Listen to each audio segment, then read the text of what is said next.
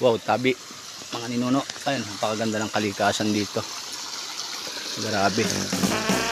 Mababaw lang yung tubig. Pero, sa kalikasan lang talagang napakaganda guys ng ano natin. Ilog, pwede kang magtampisaw dito. Pinaka number 1 talaga. Pwede kang magtampisaw sa ilog na to. Mababaw lang siya pero kung titingnan mo, napakalinis ng tubig. Natural na natural.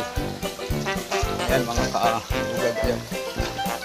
Pwede kang ligo dito. Dahil ang tubig na ito nagmumula siguro sa bundok. Ang bundok. Ayan. Napakagandang tanawin. Napakagandang mga puno. Naglalakihan. Wow. Tapos dito, hindi ka maglaba dito. Napakalinis ng tubig. Hindi ka humiga, dumapa, tumayo, sumayaw, o naman. Wow. Nature mga kasamang ugag. Nature ng tubig dito. Saka pag bumabaha siguro napakalinis nito pero pagka gantong walang baha hindi malinis kasi tumatakbo dito yung mga dumi-dumi, mga plastic nangyayari sa panahon. Tapos plastic.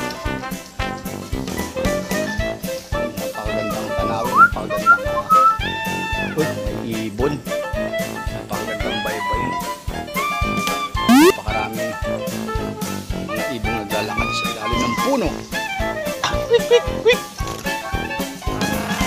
Guys, meron pa rin itong counting falls. Wow.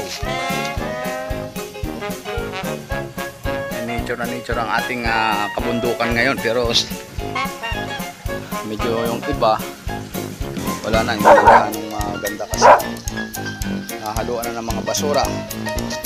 Tulad nito, yung paglangoyan to, yung pagliguan, maliit lang na ilog siya pero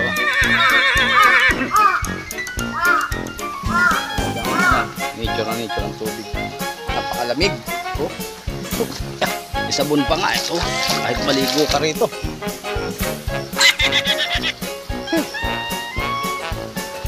Sarap, summer na. Masarap mag-ikot dito.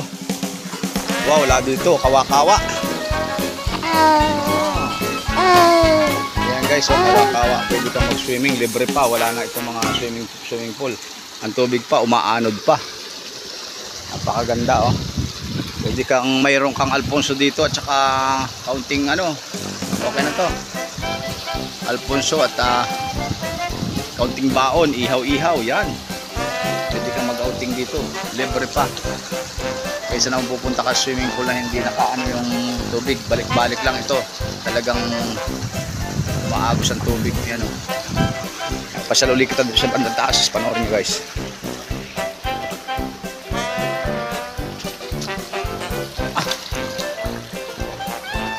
Ito isa pang magandang lalim niya libre dito, walang bayad, kaya dito na lang kayo. Okay guys, at nakita na ninyo itong pinasyalang ko ngayong hapon. Hindi kang magtampisaw dyan kapunta doon sa baba. Oops, ang laki.